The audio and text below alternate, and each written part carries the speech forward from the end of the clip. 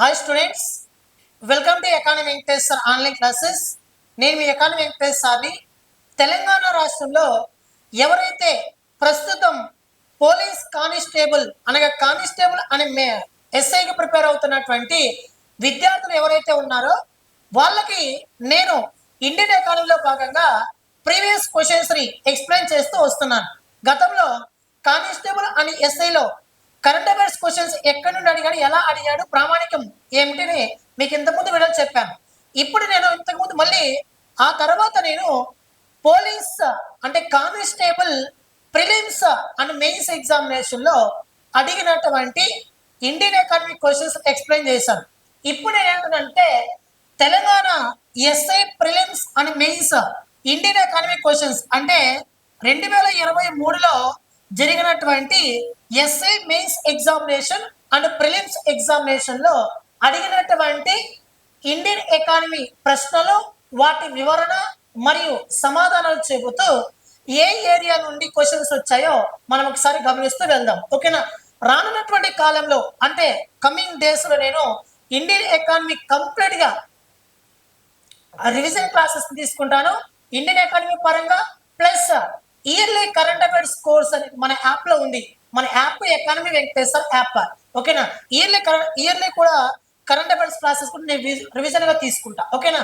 సరే, ఇప్పుడు మొదటి ప్రశ్న, reserve bank of India RBI బ్యాంకులకే బ్యాంకు, సుప్రీం బ్యాంకు, కేంద్ర bank, reserve bank of India ప్రతి ఒక్క దేశానికి కూడా ద్రవ్యపరమైన చర్యలు తీసుకోవడానికి ఒక్కొక్క కేంద్ర బ్యాంక్ ఉంటుంది. That is India reserve bank of India. ఓకేనా? అయితే ఇది 1935 ఏప్రిల్ 1వ తారీఖున ఏర్పడింది. 1949 జనవరి 1వ తారీఖున జాతీయం చేయబడింది. దీని హెడ్ క్వార్టర్స్ వచ్చేసి ముంబైలో ఉంటుంది. ప్రస్తుతం ఆర్బిఐ గవర్నర్ సంజయ్ మల్హోత్రా గారు విధులు నిర్వర్తిస్తూ ఉన్నాడు. అయితే ఆర్బిఐ ద్రవ్యపరమైన చర్యలు తీసుకుంటే ప్రభుత్వం కోశపరమైన చర్యలు తీసుకుంటుంది. మరి ఏది అని చెప్పి చెప్తా. ఇప్పుడు ఇక్కడ reserve bank of India RBI ఇతర వాణిజ్య బ్యాంకులకు ఇచ్చే వడ్డీ రేటుని డాష్ అని పిలుస్తారని చెప్పి ఇక్కడ అడిగారు. యాక్చువల్గా చూడండి, చాలా జాగ్రత్తగా మీరు ఇక్కడ గమనించండి.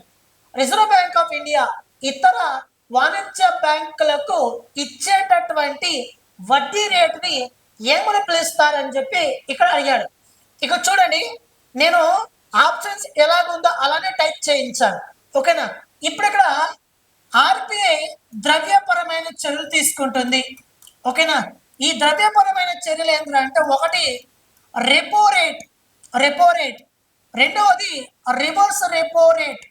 ఓకేనా? మూడవది వచ్చేసి సిఆర్ఆర్ క్యాష్ రిజర్వ్ రేషియో, నాలుగవది స్టాట్యుటరీ లిక్విడిటీ రేషియో. ఈ 4 పదాల మధ్య తేడా సింపుల్ గా చెప్తాను.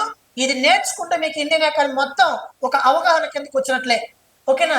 ఇప్పుడు చూడండి, రెపో రేట్ అంటే ఏంటంటే వాణిజ్య బ్యాంకులు ఆర్బిఐ దగ్గరికి వెళ్ళి రుణాన్ని స్వీకరిస్తే దానిపైన ఆర్బిఐ విధించే వడ్డీ రేటునే మనం రెపో రేటు అని పిలుస్తాం. మరొకసారి చెప్తున్నా, వాణిజ్య బ్యాంకులు ఆర్బిఐ దగ్గరికి వెళ్ళి రుణాన్ని కనుక స్వీకరిస్తే, రుణాన్ని కనుక స్వీకరిస్తే దానిపైన ఆర్బిఐ విధించే వడ్డీ రేటునే రెపో రేటు అంటాం. అంటే అర్థం ఏంటంటే, మన దగ్గర ఉన్నటువంటి సెక్యూరిటీలను అనగా వాణిజ్య బ్యాంకుల దగ్గర ఉన్నటువంటి సెక్యూరిటీలను ఆర్బిఐ దగ్గర ఉంచి డబ్బు తీసుకుంటే వాటిపైన ఆర్బిఐ విధించే వడ్డీ రేటుని రెపో రేటు అంటారు.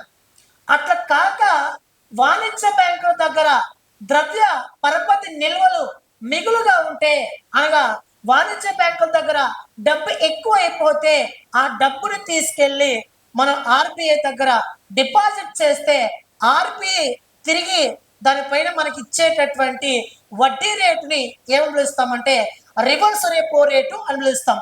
ఇక్కడేమో ఈ రెపో రేట్లనేమో ఆర్బిఐ దగ్గర నుంచి రుణాన్ని తీసుకుంటాం, అక్కడ ఆర్బిఐ దానిపైన వడ్డీని కలెక్ట్ చేస్తుంది. రివర్స్ రెపో రేట్లేమో వాణిజ్య బ్యాంకులు డబ్బులు ఎక్కువైపోయి ఆర్బీఐ దగ్గర డిపాజిట్ చేస్తే ఆ డబ్బుకు తగ్గట్టుగా ఆర్బీఐ మనకు వడ్డీని చెల్లిస్తుంది.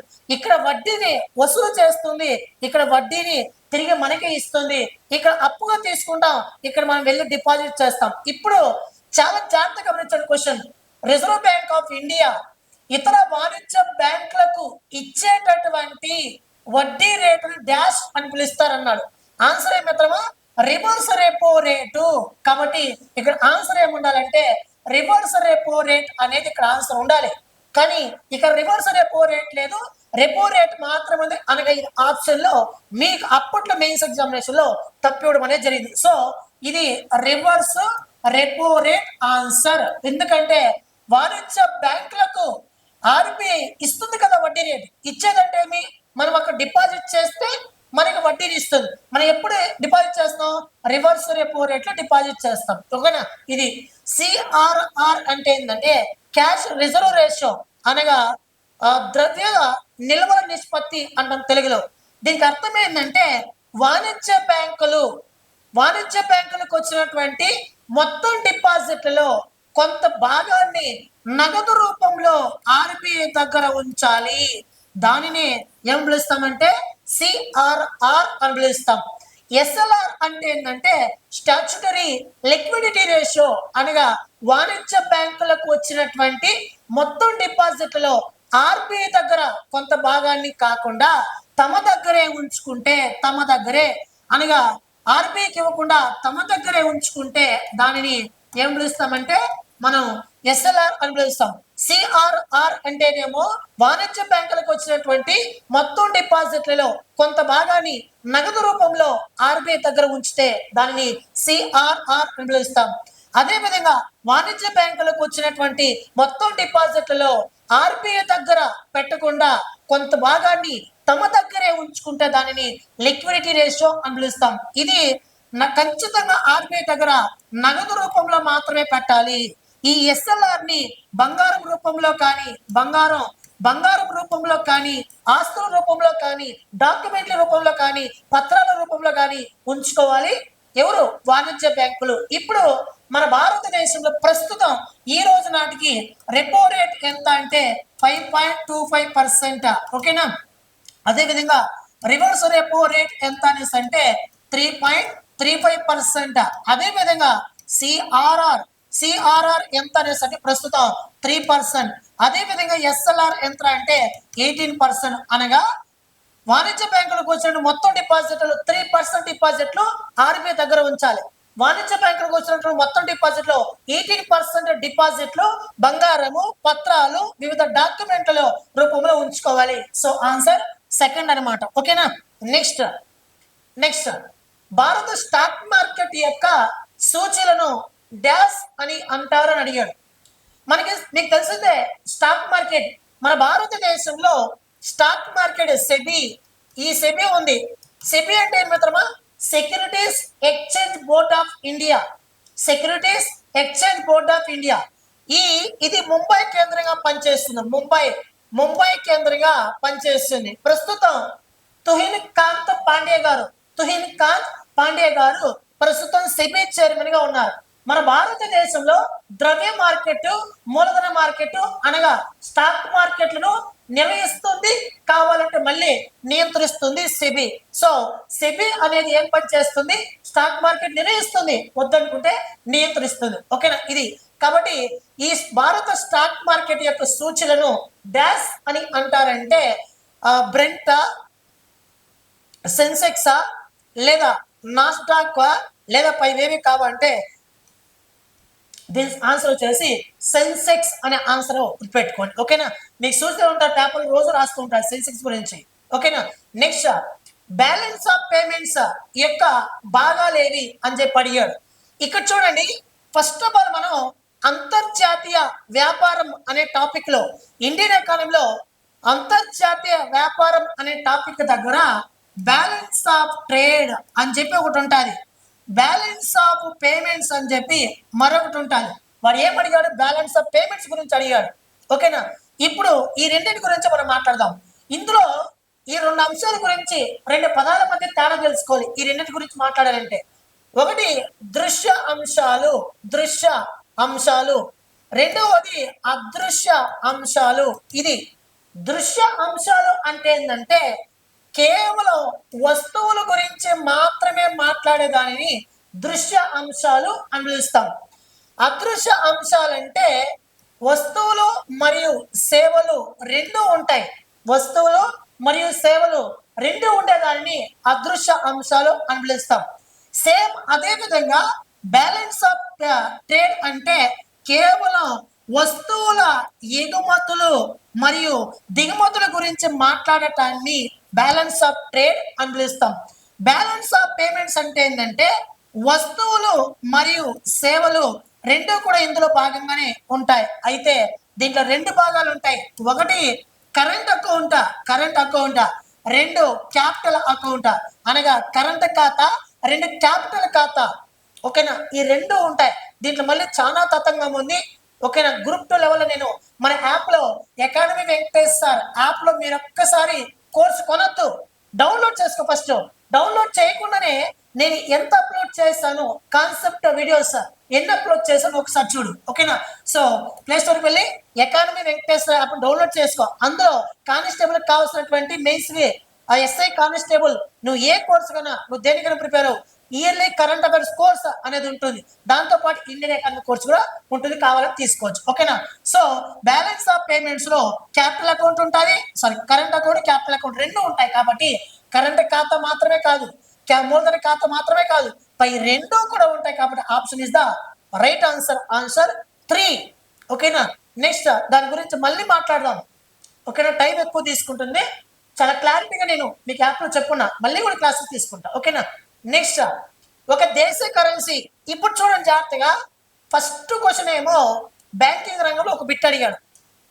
మళ్ళీ స్టాక్ మార్కెట్ నుంచి, అనగా మూలధన మార్కెట్, ద్రవ్య మార్కెట్ అని చెప్పి ఇండియన్ ఎకానమీలో ఉంటుంది తెలంగాణ బుక్ లో. దీని నుంచి ఒక బిట్ అడిగాడు. మనకి అంతర్జాతీయ వ్యాపారం గురించి ఒక బిట్ అడిగాడు. మళ్ళీ చూడండి, ఒక దేశ కరెన్సీ, ఒక దేశ కరెన్సీ, ఒక దేశ కరెన్సీ ధర వేరే దేశ కరెన్సీ ధరతో మారకం చేయడాన్ని ఆ విలువని డాష్ పిలుస్తారు అన్నాడు. ఓకేనా, జాగ్రత్తగా వినండి. మన భారతదేశ కరెన్సీ రూపీస్, అంతనా ₹1 అని పిలుస్తుంటాం, రూపీస్. ఓకేనా, ఇప్పుడు మన భారతదేశంలో ఆర్ఎస్ అనే పదం కాకుండా ఈ పదం వాడుతూ ఉంటాం, ఇలా ఉంటుంది. అయితే ఈ పదాన్ని 2010 జూలై నుండి మన భారతదేశ వ్యాప్తంగా ఈ ఆర్ఎస్ ₹1 అంటుంటే కదా, ₹1 అన్నారు. అలా కాకుండా ఈ పదం వాడుతుంటాం. ఈ పదాన్ని వాడడాన్ని మన భారతదేశంలో 2010 జూలై మాసం నుండి భారతదేశ వ్యాప్తంగా అమల్లోకి వచ్చింది. దీనిని ఏపీ ఎఫ్పిఓ ఎగ్జామ్ లో రీసెంట్గా అడిగాడు. ఇది తెలుగు అకాడమీ బుక్ లో, Indian economy Telugu academy book లో పేజీ నెంబర్ నాకైతే తెలియదు, కానీ లెఫ్ట్ సైడ్ లో ఫస్ట్ కార్నర్ పెట్టే, ఇది కార్నర్ పెట్టే, ఫస్ట్ లెఫ్ట్ సైడ్ లో కార్నర్ పెట్టే పేజీ నెంబర్ అయితే నాకు తెలియదు. ఓకేనా, so very very important. Next అదే ఇప్పుడు చూద్దాం. ఇక్కడ ఏమన్నాడు, ఒక దేశ కరెన్సీ ధర వేరే దేశ కరెన్సీ ధరతో మారకం చేయడాన్ని ఆ విలువని డాష్ అంటారన్నాడు. ఇక్కడ ఆప్షన్ లో బదిలీ ధరన, ట్రాన్స్ఫర్ ప్రైజా, కొనే ధరన, లేకపోతే అమ్మే ధరన, లేకపోతే మార్పిడి ధర అంటే ఆన్సర్ వచ్చేసి ఎక్స్చేంజ్ రేట్. ఎక్స్చేంజ్ రేట్ అంటే దీని ఏమని పిలుస్తాం, మనం పిలుస్తాం మార్పిడి ధర అని పిలుస్తాం. అనగా ఒక దేశ కరెన్సీని ఇతర దేశ కరెన్సీలతో పోల్చి చూడటాన్ని మార్పిడి ధర అని పిలుస్తాం, లేదా మారకపు రేటు అని పిలుస్తుంటాం. ఓకేనా, ఎక్స్చేంజ్ రేట్, మారకపు రేటు, మారకపు ధర, మార్పిడి ధర అని పిలుస్తుంటాం. ఒక దేశ కరెన్సీని ఇతర దేశ కరెన్సీతో సరిపోల్చినప్పుడు దాన్ని ఏమని పిలుస్తామంటే మారకపు రేటు అని పిలుస్తాం. ₹1 ఈక్వల్ టు మన భారతదేశ కరెన్సీని దేంతో పోలుస్తామంటే డాలర్తో పోలుస్తున్నాం. $1 ఈక్వల్ టు ఈ రోజు అంతా ₹92 వరకు ఉంది. ఓకేనా, ₹92 వరకు ఉంది. ఈ మధ్య ఎక్కుతుంది తగ్గుతుంది, ఆ విషయం పక్కన పెడదాం. $1 ఈక్వల్ టు ₹92. ఇప్పుడు ఒక డాలర్ విలువ ఇది పెరుగుతూ పోతే ఇది పెరుగుతూ పోయిందనుకో మన రూపాయికి వాల్యూ పడిపోతుంది. అంటే అర్థం ఏంటంటే ఇది 92 రూపాయల నుంచి 95 రూపాయలకు పెరిగితే మనం ఏం చేయాలా, ఒక డాలర్కి ఎక్కువ అమౌంట్ వాడికి చెల్లించాలి. అది 98 రూపాయలకు పెరిగిందనుకో మళ్ళీ ఎక్కువ రూపాయలు చెల్లించాలి. 100 రూపాయలకు పెరిగిందనుకో ఏమవుతుంది, మన రూపీకి వాల్యూ లేకుండా పోతుంది. మన రూపీ ఇక్కడ క్షీణిస్తుందని అర్థం, మన రూపీ తగ్గుముఖం పడుతుందని అర్థం, మన రూపీ కాయలం పడ్డ రూపీగా ఏర్పడుతుంది అని అర్థం. ఓకేనా? So 1 rupee equal to 90 rupees, 95, 98 ఇలా పెరుగుతూ పోతే రూపాయికి వాల్యూ ఉండదు. ఓకేనా? సరే, ఇది ఆన్సర్ వచ్చేసి గుర్తుపెట్టుకోండి. నెక్స్ట్ మంత్రిత్వ శాఖలు వాటి పథకాలను జతపరచండి అన్నాడు. మంత్రిత్వ శాఖలు వాటి పథకాలను జతపరచన్నాడు. గ్రూప్ 1 అంట, ఇది గ్రూప్ 1 అంట, ఎగ్జామ్స్ కాదు ఇది. ఇక్కడ దీన్ని తీసుకున్నాడు. మంత్రిత్వ శాఖలు ఒకవైపు ఇచ్చాడు, పథకాలు మరొక వైపు ఇచ్చాడు. ఇక్కడ ఫస్ట్ సూక్ష్మ చిన్న మధ్య తరహా మంత్రిత్వ శాఖ, tribal affairs ministry, rural ministry, finance ministry and women and child welfare కి సంబంధించి ఒక మినిస్ట్రీ. ఇక్కడ ఈ పథకాలతో సరిపోల్చమన్నాడు. అంటే ఏ పథకాలు ఏ మంత్రిత్వ శాఖ కిందకు వస్తాయి. ఫస్ట్ మనం ఇక్కడ చూడండి, ప్రధానమంత్రి జన్ధన్ యోజన అనే పథకం. ఈ ప్రధానమంత్రి జన్ధన్ యోజన అనే పథకం భారతదేశంలో ప్రతి ఒక్కరు బ్యాంక్ అకౌంట్ని కలిగి ఉండాలనే పథకం. అనగా ఆర్థిక పరమైనటువంటి వ్యవహారాలకు సంబంధించి ఈ పథకం ఎక్కడుంది మిత్రమా? ఇప్పుడు ఆర్థిక మంత్రిత్వ శాఖ ఇది 5. జాగ్రత్తగా గుర్తించుకో, నేను మీకు చిటికేసి చెప్తున్నా. ఇలాంటి క్వశ్చన్స్ వచ్చినప్పుడు మనం ఈజీగా ఆన్సర్ చేయొచ్చు, ఈజీగా జస్ట్ 20 సెకండ్లో ఆన్సర్ చేయొచ్చు. కానీ ఇందులో ఏదైనా ఒకటి మీకు ఖచ్చితంగా పర్ఫెక్ట్గా తెలుస్తుండాలి. ఇప్పుడు ప్రధానమంత్రి జన్ధన్ యోజన అనే పథకం ఆర్థిక మంత్రిత్వ శాఖ. డీకి 5 ఎక్కడుంది వెతుకో. డీకి 5 ఎక్కడుంది? ఇక్కడుంది డీకి 5. ఇప్పుడు ఈ 2 ఆప్షన్తో మనకి పనిలే, ఎలిమినేట్ చేయాలి. ఈ 2 ఆప్షన్ ఆన్సర్ ఉంది. ఇంకొకటి వెతుకుదాం. ఇక్కడ ప్రధానమంత్రి గ్రామ సడక్ యోజన అన్నాడు. అంటే ఇది గ్రామీణ మంత్రిత్వ శాఖకి సంబంధించి. ఇక్కడ సీక్ 1. ఇప్పుడు సీక్ 1 ఉండాలా, డీకి 5 ఉండాలా? సీక్ 1 ఎక్కడ? ఇక్కడ ఉంది. డీకి 5 ఎక్కడ ఉంది? చూసారా? అంటే ఇలాంటి క్వశ్చన్స్ కొంచెం ముందుకు వెళ్ళాల్సి పడుతుంది. ఓకేనా? చూడండి, ఇప్పుడు మళ్ళీ ఇంకోటి వెతకదాం. ఏది? ఇక్కడ ఏదైనా ఒకటి వెతకదాం. స్త్రీ మరియు శిశు వికాస మంత్రిత్వ శాఖ. ఏది?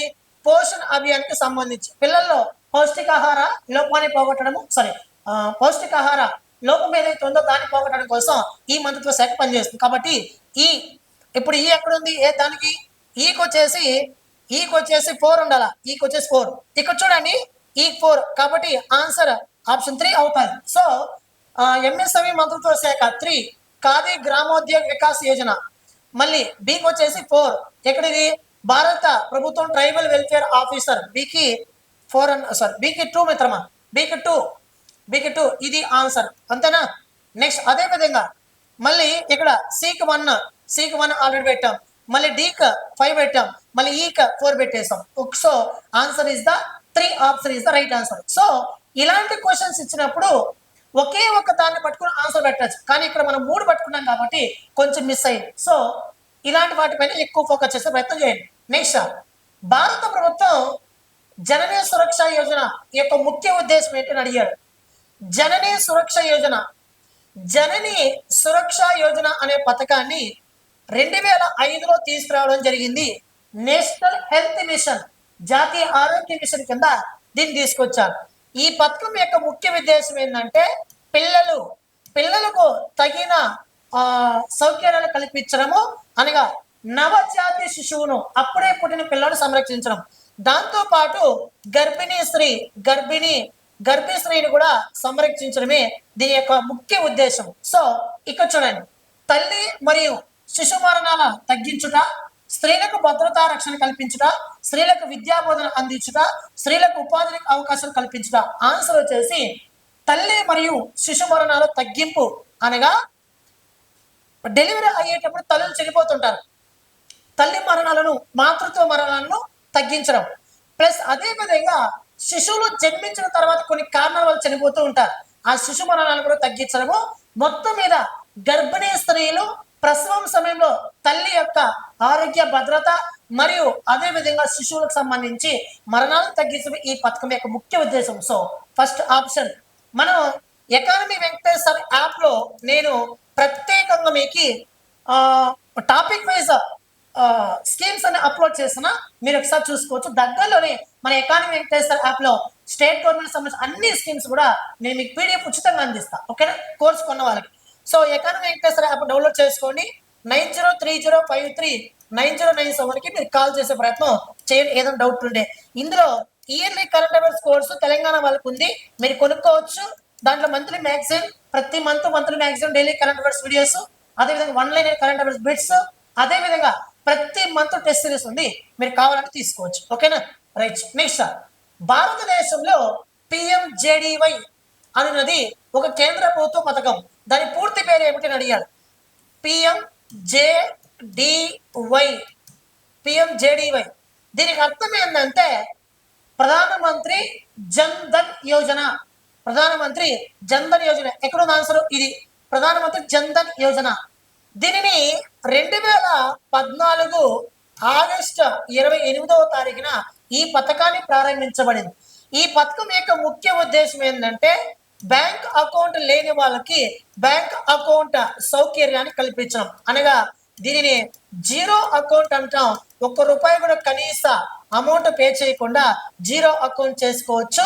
సో భారతదేశంలో ప్రతి ఒక్కరికి బ్యాంక్ అకౌంట్ ఉండాలనే ఉద్దేశంతో దీన్ని ప్రారంభించడం అనేది జరిగింది.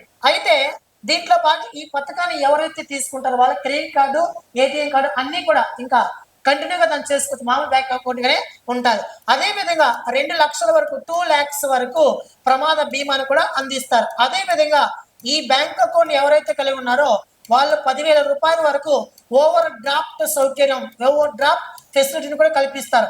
ఓవర్ డ్రాఫ్ట్ ఫెసిలిటీ అంటే ఏంటంటే ఎటువంటి మన ప్రూఫ్ ని దానికి సమర్పించకుండా ₹10,000 వరకు అమౌంట్ మనం తీసుకోవచ్చు. దాన్ని తిరిగి మళ్ళీ చెల్లించాలి, కానీ వడ్డీతో సహా చెల్లించాలి.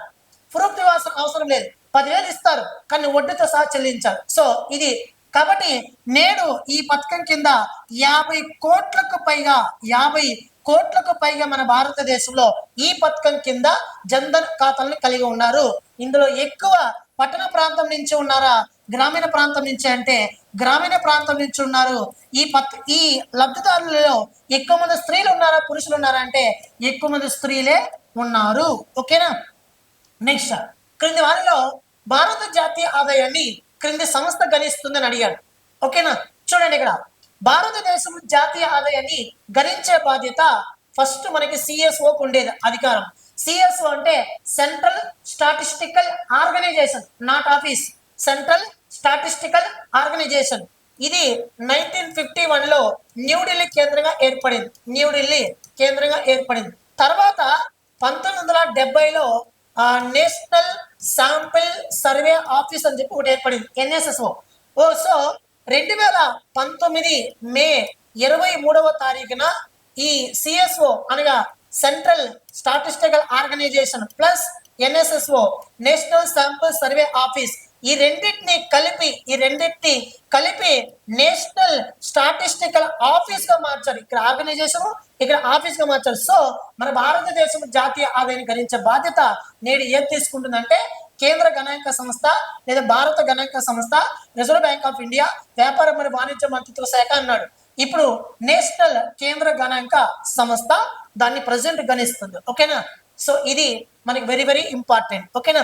నెక్స్ట్, భారత నూతన ఆర్థిక విధానానికి సంబంధించి ఎల్పిజి అనగా మీకు అందరికీ తెలిసినదే 1948 ఏప్రిల్ 8వ తారీఖున ఏప్రిల్ 6వ తారీఖున మనకి ఇది ఫస్ట్ ఇండస్ట్రియల్ పాలసీ తీసుకొచ్చారు. మొదటి పారిశ్రామిక విధానం 1956లో రెండవ పారిశ్రామిక విధానం, 1991లో న్యూ ఎకనామిక్ రిఫార్మ్స్ నూతన పారిశ్రామిక విధానం లేదా నూతన ఆర్థిక విధానం అంటాం. దీనిని 1991 జూలై 24వ తారీఖున తీసుకొచ్చారు. దీనినే మనం ఎల్పిజి అని పిలుస్తాం. ఓకేనా. ఎల్పిజి అనగా liberalisation, privatisation, globalisation. So liberalisation, privatisation, globalisation. So answer option 1 is the right answer. So LPG liberalisation, privatisation, globalisation. ఓకేనా? దీని వివరణ మళ్ళీ కావాలని చెప్దాం. ఒకసారి క్వశ్చన్లు ఎక్కువ ఉన్నాయి, చూసేద్దాం. నెక్స్ట్, స్థూల పెట్టుబడి నుండి తరుగుదల క్యాపిటల్ మొత్తాన్ని తీసివేయడం అనగా డాష్ అంటారు అని అడిగారు. ఓకేనా? జాతీయ ఆదాయంలో 4 పదాల మధ్య తేడా తెలుసుకోవాలి. ఒకటి ఫస్ట్ స్థూల ఉత్పత్తి వర్సెస్ నికర ఉత్పత్తి. రెండవది జాతీయ ఉత్పత్తి వర్సెస్ దేశీయ ఉత్పత్తి. మూడవది వచ్చేసి మార్కెట్ ధరలలో ఆదాయం వర్సెస్ ఉత్పత్తి కారకాల ఖరీదు దృష్ట్యా ఆదాయం అంటాం. నాలుగవది వాస్తవ ఆదాయం వర్సెస్ నామమాత్రపు ఆదాయం అని పిలుస్తాం. ఇప్పుడు స్థూల ఉత్పత్తికి నికర ఉత్పత్తికి మధ్య తేడా తరుగుదల డిప్రిసియేషన్. సో రెండవ దానికి జాతోత్పత్తి దేశోత్పత్తి మధ్య తేడా NFIA net factor income from abroad విదేశీ నికర కారక ఆదాయం. మార్కెట్ ధరలో ఆదాయం ఉత్పత్తి కారకాల ఖరీదు దృష్ట్యా ఆదాయం మధ్య నెట్ ఐటీ అనగా ఇండైరెక్ట్ ట్యాక్సెస్ నికర పరోక్ష పన్నులు. వాస్తవ ఆదాయం నామమాత్రపు ఆదాయం మధ్య తేడా మనం తీసుకునే ధరను బట్టి అది వాస్తవ ఆదాయమా నామమాత్రపు ఆదాయమా అని చెప్పి చెప్పచ్చు. వీటి గురించి నేను మన యాప్లో చెప్పున్నా, మీరు ఒక్కసారి చూసుకోవచ్చు. ఓకేనా? సో ఇప్పుడు మనం ఏమడిగాడంటే స్థూల పెట్టుబడి నుండి తరుగుదలను క్యాపిటల్ మొత్తాన్ని తీసివేయడాన్ని ఏమని పిలుస్తారన్నాడు. ఓకేనా? ఇక్కడ చూడండి, తరుగుదలను కలిపితే స్థూల ఉత్పత్తి వస్తుంది, తరుగుదలను తీసివేస్తే నికర ఉత్పత్తి వస్తుంది. అయితే దేనికి కలపాలి, దేని నుంచి తీసేయాలన్నది ప్రశ్న. తరుగుదలని నికర ఉత్పత్తికి కలిపితే స్థూల ఉత్పత్తి వస్తుంది, తరుగుదలని స్థూల ఉత్పత్తులను తీసేస్తే నికర ఉత్పత్తి వస్తుంది. అయితే ఇది ఇండియన్ ఎకానమీ ప్రశ్న. ఓకేనా? మళ్ళీ కావాలంటే నేను వివరంగా చెప్తా. ఇక్కడ ఆన్సర్ గమనించండి. వాడు ఏమడిగాడంటే స్థూల పెట్టుబడి నుండి అనగా స్థూల ఉత్పత్తి నుండి తరుగుదలను అనగా క్యాపిటల్ మొత్తాన్ని తీసివేయడాన్ని అనగా ఏమని పిలుస్తారు అన్నాడు. ఇక్కడ సరైన ఆన్సర్ ఏంద్రా అంటే తరుగుదల. దీనికి ఆన్సర్ పెట్టుబడి రాదు ఇక్కడ. మరి ఏమన్నాడంటే స్థూల పెట్టుబడి నుండి తరుగుదలను తీసివేయడాన్ని ఏమని పిలుస్తారంటే తరుగుదల అని పిలుస్తారు. కాబట్టి option T is the right answer. So next మళ్ళీ మాట్లాడదాం. ఓకేనా? ఎందుకంటే క్వశ్చన్లు ఎక్కువ ఉన్నాయి. నెక్స్ట్, మిశ్రమ ఆర్థిక విధానం అనగా మిక్స్డ్ ఇన్కమ్ అంటే ఏమిటి అన్నాడు. మిక్స్డ్ ఇన్కమ్ అంటే ఏమిటి? యాక్చువల్గా మన భారతదేశ ఆర్థిక వ్యవస్థ మిశ్రమ ఆర్థిక వ్యవస్థ. ఎందుకురా అనేసి అంటే ప్రభుత్వ రంగం అని ఒకటి ఉంటుంది, అనగా పబ్లిక్ సెక్టార్ అని చెప్పి ఒకటి ఉంటుంది. రెండవది ప్రైవేట్ సెక్టార్ అని చెప్పి మరొకటి ఉంటుంది. పబ్లిక్ సెక్టార్ని ప్రైవేట్ సెక్టార్ని రెండింటిని కలిపితే మనం మిక్స్డ్ ఇన్కమ్ అని పిలుస్తాం. దానిని భారతదేశ మిక్స్డ్ ఎకానమీ అని పిలుస్తాం. సో భారతదేశ ఆర్థిక వ్యవస్థ మిశ్రమ ఆర్థిక వ్యవస్థ. ప్రభుత్వ రంగం యొక్క విలువ ఉంటుంది, ప్రైవేట్ రంగం విలువ ఉంటుంది. కాబట్టి భారతదేశ ఆర్థిక వ్యవస్థని మిశ్రమ ఆర్థిక వ్యవస్థ అంటాం. ఓకేనా? జాతీయ ఆదాయం అంటే ఏమి? ప్రభుత్వం వాళ్ళు ప్రైవేట్ వాళ్ళు ఈ రెండు రంగాల వాళ్ళు తయారు చేసిన విలువను కలిపితే జాతీయ ఆదాయం వస్తుంది. సో దీన్ని మనం ఏం పిలుస్తాం? మిశ్రమ ఆర్థిక వ్యవస్థ అన్నాం. కాబట్టి ప్రైవేటు మరియు ప్రభుత్వ రంగ సంస్థలు కలిసి ఉండడాన్ని ఏమని పిలుస్తామన్నాడు? మనకి మిశ్రమ ఆర్థిక వ్యవస్థ. చిన్న భారీ పరిశ్రమల కాదు, వ్యవసాయ పరిశ్రమల కాదు, దేశీయ విదేశీ కాదు, మనకి ప్రభుత్వం ప్రైవేట్ రెండూ ఉండాలి. దాన్ని మిశ్రమ ఆర్థిక వ్యవస్థ అని పిలుస్తారు. ఓకేనా? నెక్స్ట్, భారతదేశంలో పేదరిక నిర్మూలనకు ఉద్దేశించని పథకం ఏదని అడిగాడు. కాదు అడిగాడు, ఉద్దేశించని పథకం అన్నాడు. ఇక్కడ సమీకృత గ్రామీణ అభివృద్ధి కార్యక్రమం అంటే ఇది గ్రామీణ ప్రాంతాల్లో డెవలప్మెంట్ కోసం కృషి చేస్తుంది. దీన్ని భారత ప్రభుత్వం తీసుకొచ్చింది. ఇది మీకు ఇంటర్మీడియట్ సెకండరీ బుక్ లో ఉంటుంది, చూసుకోండి కావాలంటే.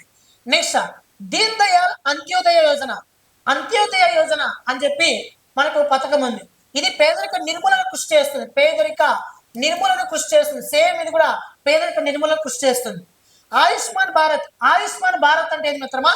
ఆయుష్మాన్ భారత్ అంటే ఇది వైద్య రంగానికి సంబంధించినటువంటి పథకం. సో ఇది పేదరికానికి సంబంధించినటువంటి పథకం కాదు. జాతీయ కుటుంబ ఉపయోగ పథకం అంటే ఇది కూడా పేదరిక నిర్మూలన పథకం కాబట్టి కానిది ఏదంటే option 3 is the right answer. But వివరణ కావాలంటే నేను స్కీమ్స్ చెప్పడం చెప్తాను. ఓకేనా. నెక్స్ట్ ఏం లేదు మిత్రమా, వీరే ఎక్కువ అయిపోయింది అనుకో మళ్ళీ చూడాలి.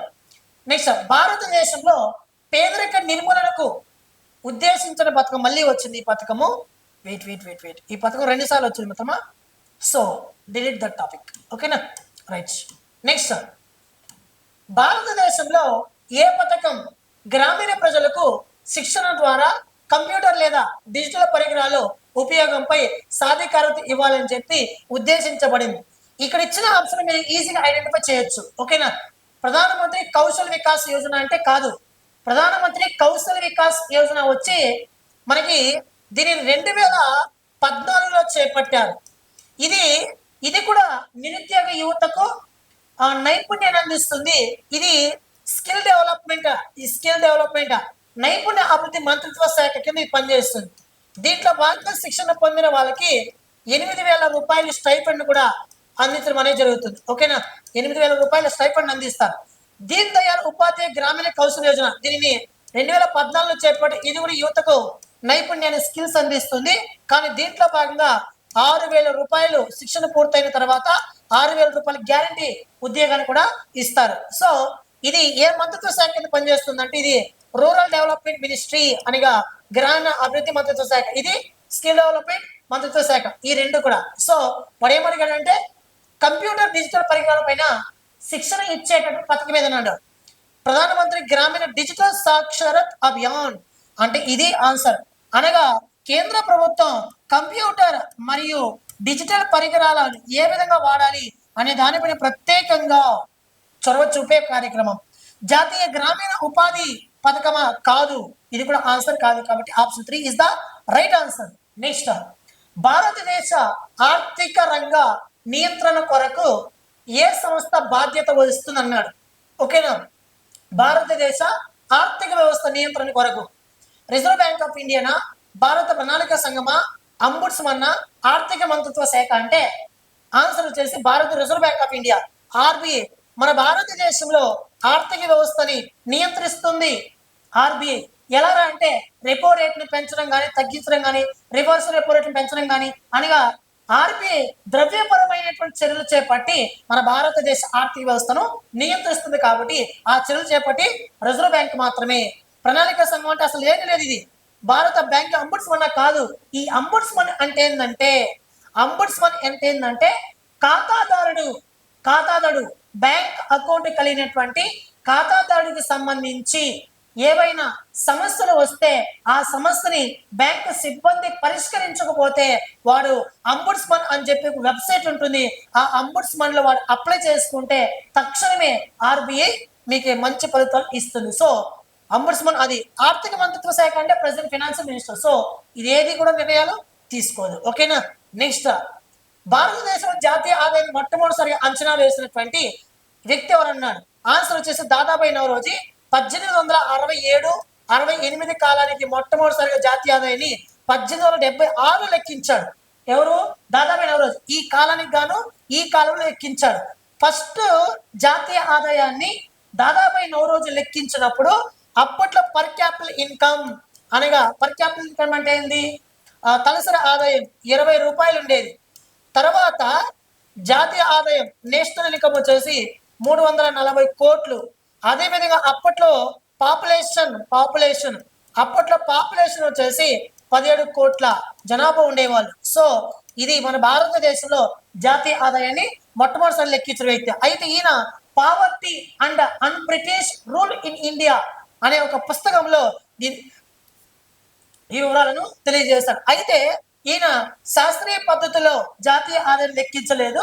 శాస్త్రీయ పద్ధతి ద్వారా జాతీయ ఆదాయం లెక్కించిన మొట్టమొదటి వ్యక్తి ఎవరంటే వికేఆర్వి రావ్ అనే ఒక వ్యక్తి లెక్కించమనే జరిగింది. ఓకేనా. ఇది వెరీ వెరీ ఇంపార్టెంట్. నెక్స్ట్ భారతదేశ ఆర్థిక వాణిజ్య రాజధాని ఏదంటే ముంబై. ఇక దీని నుంచి చెప్పాల్సిన అవసరం లేదు. నెక్స్ట్ భారతదేశం సహకార సంఘాల యొక్క సెల్ఫ్ హెల్ప్ గ్రూప్స్ యొక్క ప్రాథమిక ఉద్దేశం ఏమిటని అడిగాడు. ఇక్కడ ఏమైనా ఉందా? సాంకేతిక వ్యవసాయం పెంపొందించడము, ఉన్నత స్థాయి విత్తనాలు ఉత్పత్తి చేయడము, విద్యా అవసరాలు తీర్చడము, సంఘాలకు చిన్న స్థాయి ఆర్థిక సహకారం అందించడం. ఎస్ ఇది. సో మన భారతదేశం సెల్ఫ్ హెల్ప్ గ్రూప్స్ ఏవైతే ఉన్నాయో లేదా సహకార సంఘాలు, సహకారం అనే నియమం ఆధారంగా పనిచేస్తున్న సంఘాలకు ఆర్థిక మద్దతునిస్తుంది కేంద్ర ప్రభుత్వం. ఓకేనా. నెక్స్ట్, క్రింది వాటిలో సరైన దానిని గుర్తించని అన్నాడు. రెపో రేట్ను మార్చడం వల్ల మార్కెట్లలో ధన ప్రవాహంపై ప్రభావం చూపుతుంది. ఎస్ కరెక్టే. ఎలా అనేది చెప్తా చూడండి. రెపో రేటు అంటే ఏం మిత్రమా? రెపో రేట్ అంటే ఏం మిత్రమా? వాణిజ్య బ్యాంకులు తమ దగ్గర ఉన్నటువంటి సెక్యూరిటీలను తీసుకెళ్లి ఆర్బీఐ దగ్గర ఉంచితే దానిపైన ఆర్బీఐ వసూలు చేసే వడ్డీనే ఏం పిలుస్తాం? రెపో రేట్ అని పిలుస్తాం. అంటే ఇక్కడ వడ్డీ రేటు వసూలు చేస్తాడు ఎవరు? ఆర్బీఐ. ఇప్పుడు వడ్డీ రేటు ఎంత? 5.25% ఉంది ప్రస్తుతం. ఆర్బీఐ రెపో రేట్ నిర్ణయించింది. ఈ 5.25% కాకుండా దీన్ని 7% కానీ 8% కానీ 9%కి పెంచితే, అనగా వడ్డీ రేటును పెంచితే ఏ వాణిజ్య బ్యాంకు కూడా ఇక్కడ ఆర్బీఐ దగ్గరకు వెళ్ళి రుణాన్ని స్వీకరించదు. అనగా ద్రవ్యోల్బణ కాలంలో ఆర్బీఐ రెపో రేట్ను పెంచుతుందా తగ్గించుతుందా అని అంటే, ఫస్ట్ ద్రవ్యోల్బణం అంటే ఏంటంటే ధరలు రోజు రోజుకి పెరగడాన్ని ఏం పిలుస్తామంటే ద్రవ్యోల్బణం అని పిలుస్తాం. ధర రోజు రోజుకి పెరుగుతూ పోతే సామాన్య ప్రజలు ఆ వస్తువును కొనుక్కోలేని పరిస్థితి ఏర్పడుతుంది. అనగా ధర రోజు రోజుకి పెరుగుతూ పోతే ద్రవ్యోల్బణం ఏర్పడుతుంది. అనగా ధరలు పెరిగిపోతాయి. అప్పుడు ఏం చేస్తుందంటే ఆర్బీఐ రెపో రేట్ని పెంచుతుంది. రెపో రేట్ని పెంచడం అంటే ఏమి? వడ్డీ రేట్ని పెంచుతుంది. ఎప్పుడైతే వడ్డీ రేట్ని పెంచుతుందో వాణిజ్య బ్యాంకు ఆర్బీఐ దగ్గరికి రుణం కోసం వెళ్ళదు. వాణిజ్య బ్యాంకులు ఆర్బీఐ దగ్గర రుణాన్ని స్వీకరించకపోతే వాణిజ్య బ్యాంకులు ప్రజలకు ఇచ్చేటట్టు రుణం అనేది తగ్గుతుంది. ప్రజలకు ఇచ్చేటట్టు రుణం తగ్గితే ప్రజల దగ్గర డబ్బునే తగ్గుతుంది. ప్రజల దగ్గర డబ్బు తగ్గితే ఆ వస్తువు సరిగ్గా కొనుగోలు కాదు. ఆ వస్తువు సరిగ్గా కొనుగోలు కాకపోతే ఆ వస్తువు డిమాండ్ పడిపోతుంది. ఆ వస్తువు డిమాండ్ పడిపోతే ఆ వస్తువుని ఎవరు కొనకపోతే ఆ వస్తువు ధర మళ్ళీ దిగొస్తుంది. అప్పుడు సామాన్య ప్రజలు ఆ వస్తువును కొనుక్కొని తినగలుగుతారు. అనగా ఈ ఆర్బీఐ రెపో రేట్ ను పెంచడం వలన ఏమవుతుంది? ధన ప్రవాహం పైన ప్రభావం చూపుతుంది. So this is correct. ఏమడిగాడు? సరే అయినది అడిగాడు. ద్రవ్యోల్బణం ఆర్థిక వ్యవస్థలో వస్తువులు మరియు సేవల యొక్క పూర్తి స్థాయి ధరలపై ఆ వ్యవధిలో మార్పులను సూచిస్తాను అన్నాడు. ఎస్ కరెక్టే. మన దేశంలో ద్రవ్యోల్బణం పెరిగితే వస్తువులు మరియు సేవల యొక్క ధరలు అనేవి ఏమవుతుంది? ప్రభావం చూపుతుంది. సో మార్పులను సూచిస్తుంది. ఎస్ కరెక్టే కదా. ఏమవుతుంది? ధర విపరీతంగా పెరుగుతుంది. తద్వారా వస్తువులు ఎవరు కూడా కొనుగోలు చేయలేరు. ప్రజల్లో మార్పు వస్తుంది. సో ఇది కూడా కరెక్టే. నెక్స్ట్, ఆర్థిక సంక్షోభం అనగా ఆర్థిక సాధనాలు ఆర్థిక విలువ గణనీయంగా పడిపోతుంది అన్నాడు. ఆస్తుల విలువ గణనీయంగా పడిపోతుంది అన్నాడు. ఎస్ 2008లో ప్రపంచవ్యాప్తంగా ఆర్థిక మందం సంభవించింది. దీనివలన రియల్ ఎస్టేట్ బిజినెస్ పడిపోయింది. దీని వలన ఆర్థిక వ్యవస్థలన్నీ కుప్పకూలాయి. దీని వలన కాయలపడ్డ పరిశ్రమలు ఏర్పడ్డాయి. సో ఆర్థిక సంక్షోభం వలన ఆర్థిక సాధనాలు దెబ్బతింటాయి. ఆస్తుల విలువ కూడా రోజు రోజుకు తగ్గిపోతుంది. కాబట్టి ఇది కూడా right answer. Option 4 is the right answer. A, B, C is the right answer. మిత్రమా చూడండి, ఇండియన్ ఎకానమీలో కంప్లీట్గా నాకు వదిలేయండి. తెలంగాణ ఎస్ఐ కానిస్టేబుల్ విద్యార్థులు ఇండియన్ ఎకానమీ కంప్లీట్గా నాకు వదిలేయండి. నేను రివిజన్ క్లాసెస్ తీసుకుంటా. మన ఎకానమీ వెంకటేశ్వర యాప్ని మీరు డౌన్లోడ్ చేసుకుని గ్రూప్ 2 లెవెల్ ఎకానమీ అప్లోడ్ చేశాను. ఓకేనా, మీరు తీసుకోవచ్చు. దాంతోపాటు మన యాప్లో ఇయర్లీ కరెంట్ అఫైర్స్ కోర్స్ ఉంది. మ్యాథ్స్ చదవండి, జిరాక్స్ తీసుకొని కొనుక్కున్న వాళ్ళు రేపటి క్లాస్లో రేపటి ఎగ్జామినేషన్లో ప్రూఫ్తో సహా నిరూపించే బాధ్యత నాది. ఎకానమీ ప్లస్ కరెంట్ అఫైర్స్ ఈ రెండు నాకు వదిలేయండి. థ్యాంక్ యూ మిత్రులు. Thank you so much. Video నచ్చినట్లయితే 10 మందికి షేర్ చేయండి, ఒక లైక్ చేయండి. థ్యాంక్ యూ మిత్రులు. Thank you so much.